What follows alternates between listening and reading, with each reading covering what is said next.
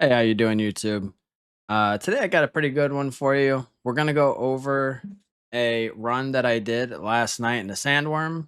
It was a new position for me. I was running a lights position, so I am still very much a novice at running the Sandworm. But we spent about 4 hours in this last night with a training group. I'm gonna go over everything I learned. I'm gonna go over as many mechanics and details that I can to hopefully help you guys out understand this position better. And I have a few different builds to run different positions, so I'll try to make more videos and give you guys the details. Um, so it's about to start up now. As a lights position, there's four lights. There's four platforms on this platform. I'm on the third lights position. As soon as it starts, you're going to be doing rapid shot and the poison shot. You're going to be doing that back and forth, back and forth. This is a key right here, lights position mechanic. Every time the sandworm goes down, looks up, he's going to shoot those acid balloons up in the sky.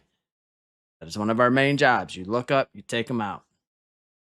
Uh, there's going to be a shot caller. He just called out lights. You got to be on it. You have as soon as they call it out, stand on it.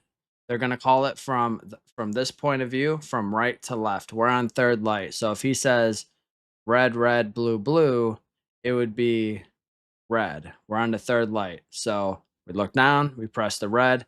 Important thing: stay on the platform until you get the notification. It'll be a loud, very clear sound notification. If you get off the light before that happens, everyone on the light all four positions will have to get off, get back on, and it'll be a new code sequence. You don't want to do that. You do not want to be that person that can throw a run. Um, so in between these things, you're going to be doing the rapid shot, the poison arrow. See, there's the mechanic right there. You see him, he goes down, looks up, look up, shoot the acid balloons. But just keep doing your DPS. Right here at 70%. We were in this for a while. I was streaming. First time I made this, very, very dumb mistake, but I made it. I was streaming first time it happened. Uh, and I was distracted.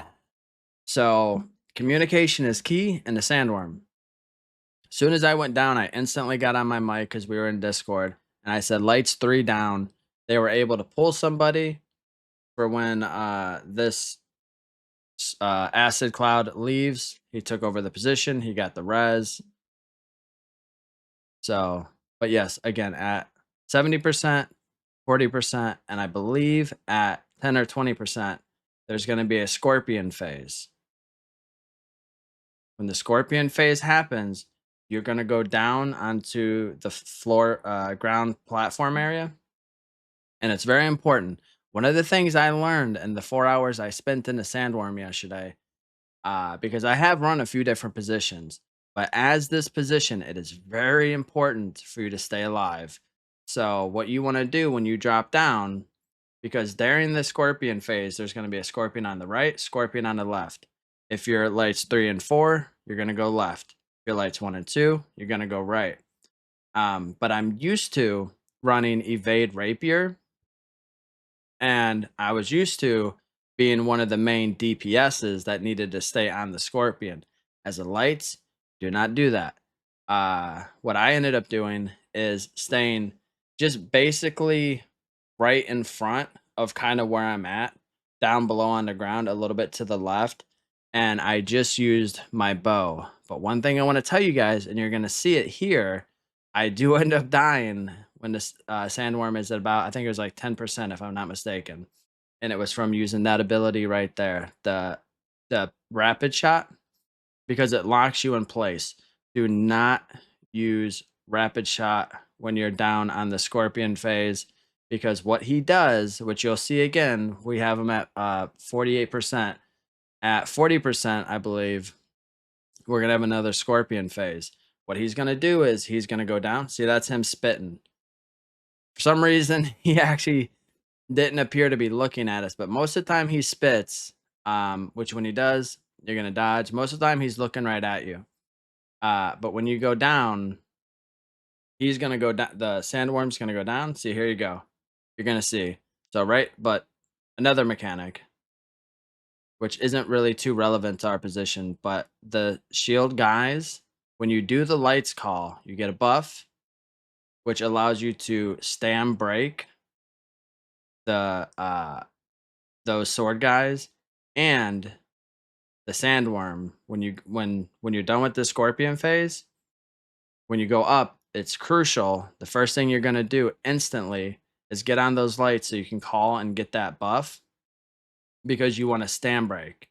When you go up right here, you're gonna go on here and you're gonna get that buff. So when he comes up, this is called a stand break mechanic phase. And you want to be heavy attacking and doing your pen shot. See the stand? You see that stand bar going down? It is crucial to get that down. That was huge right there. Um, but I know I kind of skipped over something I was trying to tell you guys. When you're doing a scorpion phase, he's gonna go down, and what he's gonna do, like in the movie Tremors, he's gonna pop up out of the ground, and then he's gonna go down. He's gonna pop up out of the ground, then he's gonna go down. And when he does that, he's gonna leave a big circle acid pool, right? So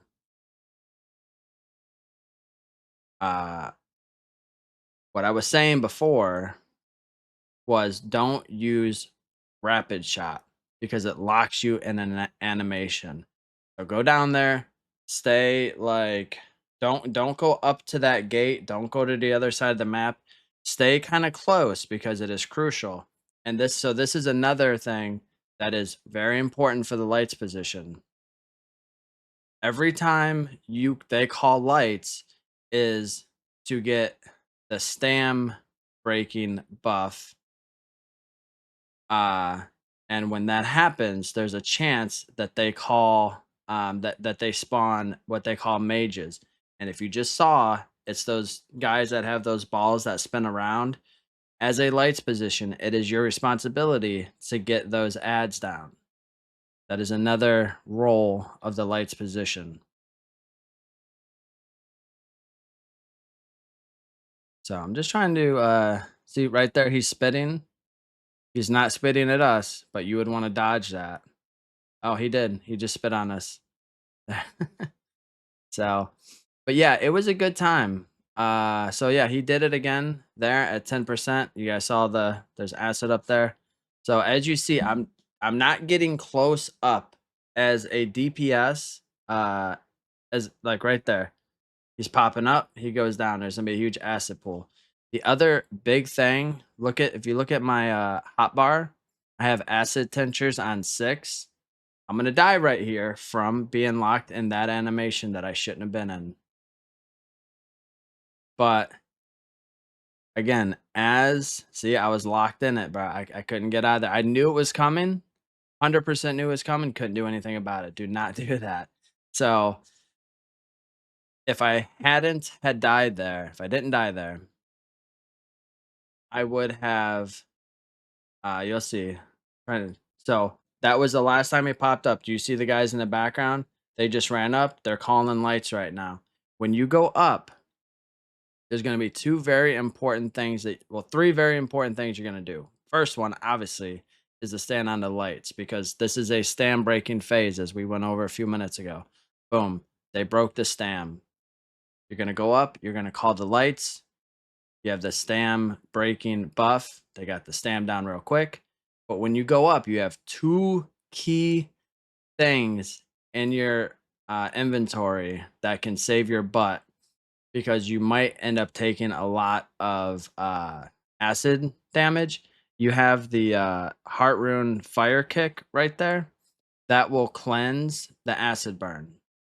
You have that in your back pocket. You also have acid tincture. So when you go up during that phase, keep in mind that you're probably going to have to utilize one, if not both, to not get acid burn and die. So that's it. I hope that I hope I gave you guys some useful information. Like I said, I'm a novice at this, but we were in there for 4 hours and we got the clear and it felt good. All right, so the last thing we're gonna go over is the skill trees and the armor. So this is the rapier skill tree that you need to be using.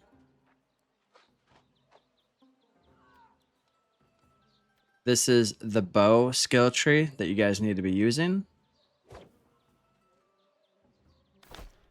And the armor, there's basically going to be 2 perks on each given piece of item that is crucial.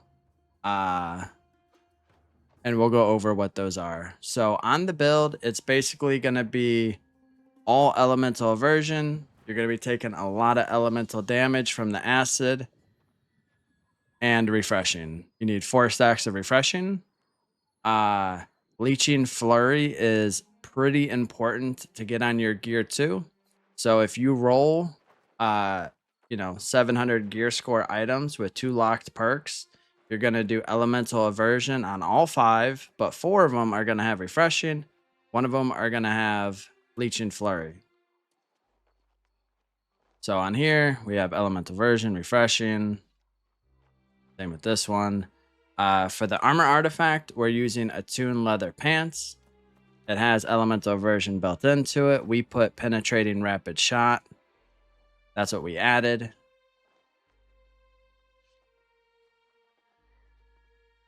For the weapon artifact, we're going to be using the finisher. You get 15% more damage on bleeding enemies on both weapons. The Sandwurm is going to be bleeding, so you're going to get that 15% damage on your Azov crystal bow. This is a bis bow for the roll. We put enfeebling poison shot as the perk that we added. This heart rune is very, very important. Pretty sure for all rolls across the board when it goes to the Sandwurm. If you go into Sandwurm, you're going to want this exact heart rune. It has Cleansing Storm, cleanses all dot effects from allies it passes through. So, anytime there's acid, if you're about to get acid burned, basically the shot caller will call out a lot of times when this needs to be used. But you can use it for your own personal use in the lights position when needed. Like I said, when you go up after the scorpion phase, keep your finger close to that G button because there's a good chance you're going to be needing it. This is the amulet. This one is honestly pretty crucial to have all 3 perks. As I stated, a lot of the armor you can get away with locking two perks and be just fine. This amulet, however, on the other hand, is pretty important. This is the ring. This is the earring. So the gems that we're using is opals across the board. Again, we're going to be taking a lot of elemental damage. And the attributes is also very important. You're going to want 100 strength. You're going to want 50 intelligence, 25 focus. At 25 focus, you get +5 ability cooldown reduction. Abilities, very important. PVE, that's what you want. And you want a minimum of 450 dex from what I've been told. I just put 50 con up here. In the training session that I was in, I was told that I could run 100 constitution. So basically, kind of depends on the team composition, your comfortability with the position. You could run anywhere from 5 to 100 con. And the last thing we will go over is going to be the buffs that you're going to need. So the Sandwurm is going to be Beast. So you're going to want Beast Ward potions. You're going to want Beast coatings for your weapon. You are going to want Honing Stone. Another very important thing to make sure to have is powerful incense. This does work on acid burn. So you're going to want to have that.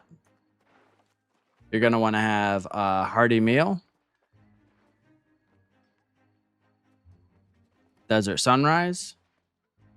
And then I used prismatic fillet just because I have a decent amount of them, because I did buy orders and I got lucky a few times and had people craft them and, you know, fill the buy order. But basically you're going to want to use a 48 attribute food that works to get you the attributes that you need. So with that being said, guys, I hope you guys enjoyed the video. Like I said before, I am pretty novice at doing the sandworm, but I spent 4 hours yesterday going through it, and we got the clear. I will continue to put out role guide videos for the sandworm. Definitely going to be doing an evade rapier some point soon. I have a build to do a tank, although that's pretty advanced. I can't really give you an ETA on that. But if you guys enjoyed the video, come check me out on Twitch at Noble Duelist TTV. If you guys do that and you guys want additional information on how to get into groups like I was in, I'd be more than happy to give you the details and explain to you what Discord server to be in, how to do it, where to get all the information you guys want. So yeah, I'm gonna end it here. I appreciate all of your guys' support, just hanging out, watching the videos. And I'll catch you on the next one. See you dudes later. Peace.